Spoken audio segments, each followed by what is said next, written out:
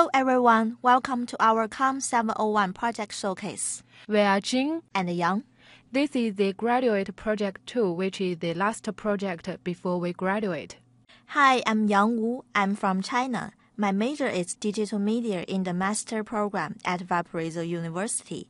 I'm going to graduate in May 2012, and this is the final semester, and my comm701 project is the final project in this program.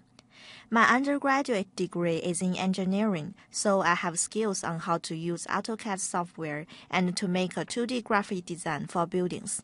I think these skills helped me a lot with this project. I'm very glad to work with Jingjing as a group, and she has helped me a lot with details during the modeling of a 3D view in Google SketchUp, among many other things. Hello, I'm Jingjing. I come from China, and my major is digital media in the master's program at Valparaiso University. I'm very happy that I'm going to graduate this May. This is my last project in this program. In these 2 years, I have learned a lot of things, not only from academics, but I also was able to make a lot of friends, such as Yang Wu, and I'm very happy to work with her as a group. Now that you are familiar with our group members, let us move on to our topic, and we hope you enjoy our presentation. Our topic is 3D visualization includes variety video, 3D visualizations from the current and the future envisioning video, and a PDF of invitation for a public service organization. This 3D project was designed to be modular and innovative for the future, building with an automatic storage and retrieval system that can hold the entire print collection of the public organization. This is a group project. We did most of our work together except in the 3D modeling. Yang is responsible for the first floor and Jing is responsible for the second floor. The main software that we used was Google SketchUp, and we used it to create the 3D modeling. Then we used Final Cut Pro, iMovie, and GarageBand to create the final video, including the voiceover edited by Adobe Audition. We also used Adobe Photoshop and Adobe InDesign to create the invitation PDF. Google SketchUp is a new software to us, and we had never used it in our master's program before. So, in the beginning of this project, we spent about 2 weeks on learning this software from the tutorial on Google SketchUp website. Now let's move on to our final products. Here is an overview of our video, which includes the variety video, the current 3D video, and the future changing video. You can check out the full version video later.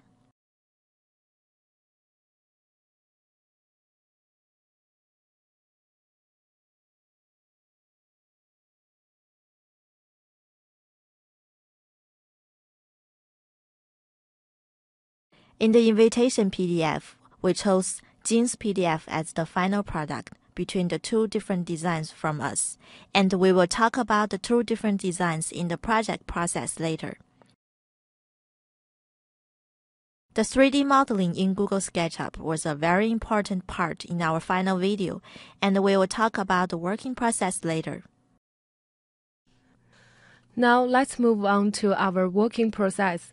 First of all, as we mentioned before, 3D modeling was an important part in our whole project, as we spent lots of time working on it. In general, besides separating our work responsibilities, we did all of the work together. When we got the floor plan from our client, Yang taught me how to read it and transform the skill into Google SketchUp. Before we built the module, we took some photos around the building as the reference so that we could create the model in the software. We first created the basement and columns for both the first floor and the second floor. Then we started to create furniture and decided to share certain similar pieces, such as bookshelves, study tables, and sofas on both floors. Then we separated our work for the different elements on different floors. For the first floor, the columns go through both floors are very important as reference objects in putting in the furniture, so I created the basement area and the column at first. and gave a copy to Jingjing, and she used the skill to build her second floor. In the current 3D view, according to our client's need, we only needed to create a current study area and bookshelves. Besides working on the furniture in the open area, the stairs and the glass windows took me a long time to finish. There were many layers in the stairs, so I downloaded a simple stair from the Google SketchUp warehouse and made some change based on this design. The window took me a long time because it had many columns and frames. I had to create each column one at a time in order to combine them into one piece. In this part, I needed to be more patient as I changed the window many times because I was not able to focus on detail at first. When I was finished with the current 3D model, I changed the color and the material in order to make it more like the real building. Then we met with our client and he was very satisfied with our work. During the meeting, we talked about his request for the future view because he wanted us to design new furniture for the open area. I emptied the space where the current bookshelves and the study tables were, and then we could put some new furniture in, and some colorful and removable furniture on both floors. After discussing this with Jin, we decided to work on 2 different designs on different floors. I designed some removable tables, chairs, folding boards, and gaming zoo in the open area and brought it to our client. He suggested to me to create 3 rooms on the current bookshelf areas, 1 for graduate students, 1 for international students, and 1 for children. So as required, I created 3 rooms with different furniture and moved the removable table and chairs to the left area. Because our video starts from the main door which belongs to the second floor, I needed to create the extra space. Also, the 3D animation path was going through the hallway, so I couldn't leave the blank space there, which meant I had a double workload in Google SketchUp. I appreciate my partner Yang Wu, who helped me a lot with her engineering background in the very beginning. I started modeling with the future changing area, which was on the same scale with the first floor, and used the columns as the reference to extend the rest space. For the current 3D version, besides the same furniture on the first floor, the most challenging part for me was how to create the exact same information cabinet and reception desk. I created the information cabinet by myself and found a very basic reception desk component from the Google SketchUp warehouse. Then I changed the details exactly same with the variety objective. There is a tricky thing in this process because I didn't notice the importance of the layer. I had about 30 layers which all belonged to one objective. This made us do extra work when we tried to combine the 2 floors together later. For the future changing version, as our client requested, I had to create an opening space which included partitions, movable TVs, colorful chairs, whiteboards, and a gaming zone. But he also mentioned that we couldn't separate this area from the whole space. So I created a half-enclosed area which included a discussion area, gaming zone, and a relaxation space. After finishing all the designing part in Google SketchUp, we started to work on the fly-through. We asked for help from Professor Leeds on how to do the fly-through in Google SketchUp. In Google SketchUp, the theory of making the fly-through is by stepping up each step in a certain point, and when clicking on running the fly-through, the view changes from scene to scene and makes it look like scenes are flying. We just needed to adjust the time transition between each scene to make it move more smoothly. Before we started this part, because we were not familiar with the function, we tried to create a few steps in the model, and it did not go as we had wanted until we watched a video from the web and Jin found that there was a way to make the fly-through easier. We tried after watching the video and it was successful. There was a problem on exporting the fly-through video. We exported a very low-resolution video on the first time because we didn't know there was an option where we could set up the quality and size of the video when we exporting. When we finally could export the high-resolution video, it took us 5 to 6 hours to wait until finished.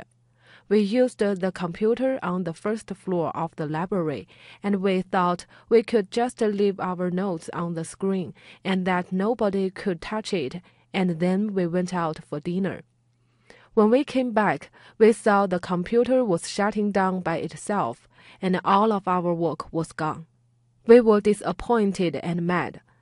The next day, we went to the library early in the morning and waited until we finished the exporting. So far, the most difficult part of this project was finished. The next process was to shoot in the footage for the variety building and edit the video. Before we shot the footage, we created a storyline of how to present video. In order to match with the 3D video, we decided to shoot from the entrance of the building by walking along the hallway, and then went to the open area on the second floor to get a general overview of the open area. Then we went downstairs to the first floor to get overview of the open area. Before we did the real shooting, we took some snapshots of the current building and realized it was difficult to do the fly-through effect. After we discussed this in class, we decided to set up our tripod on the book cart and push the cart in order to achieve this. For walking downstairs, we decided to use stop motion to achieve this effect. In the final video, we gave up using stop motion was because of the color, size of the photo, and the feeling of the clip didn't match with the whole video. After finished with the variety, current, and future 3D video, we started to use Final Cut Pro to edit the final video. Jing did most editing part, but she forgot to save the Final Cut Pro file when she was finished. Several days later, we were trying to put the voiceover in, and she had to edit the video again. We did the voiceover with our client in the audio studio lab because the lab could give us the best quality of the voiceover we needed.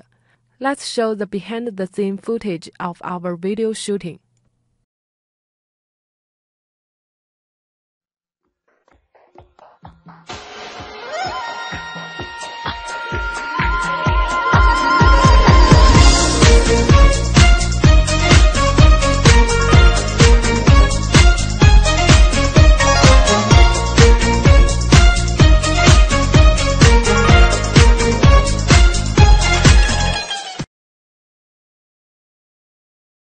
There were 2 different designs of the invitation PDF from each one of us. We sent both of our designs to our client, and he was satisfied with both of them. So we decided to choose one from us as the final invitation PDF for the comm701 project. Finally, we used Jing's PDF. We made some changes on the final PDF. In the beginning, we wanted to put the video in the PDF, but the exported PDF with video file was too big to be attached and sent through email. The other reason is consider about the video are going to show up in our client's presentation. Thinking from the audience side, they wouldn't like to watch a similar video twice. So we gave up this idea and instead used the pictures. This is the work we have done for the comm701 project this semester. Looking back to the whole process, there are many things that we have learned. From the technical part, we have learned brand new software and are quite familiar with using it now. As I mentioned before, I have no experience with layer management. And during the modeling, I found that if I didn't arrange the layer, it would be very difficult to work with it in the future. We also learned during the photo shooting that we needed to take notes about the skills of the objective in the general environment. In the 3D modeling, we needed to scale the component properly. From the communication part, we learned how to communicate with our client and between our group members. In communicating with the client, scheduling each appointment is very important. It will help us keep in touch with the client and make sure he can follow up on the project. We appreciate Professor Leeds as a coordinator at the very beginning and her help in making the Google SketchUp learning plan. Between team members, we noticed that keeping in touch and sharing ideas with each other is very important. We learned how to adapt to each other's schedule. Finally, we would like to give some advice for the future digital media students. If you want to work as a group in your future project, here are some tips for you to use as a reference. It is good to work as a group because it will help the members stay on track, share ideas, and help each other with physical work. There are also problems you should consider, such as the management of time, the division of work, and the conflict of ideas. Some other advice is to create your project plan at the beginning. Take notes if you have any ideas in case you forget in the future. Always make a backup of your files. In conclusion, we think comm701 was challenging than comm700. But with the experience on doing comm700 project, we consider things more broadly and systematically. While we were working on the comm700 project, we felt more like finishing a school assignment. But in comm701, it was a big project, so we had to work in a group, and it made us feel more like we were working toward our career goals. Finally, we appreciate all the helps from our professors, our classmates, and others who may not have been mentioned.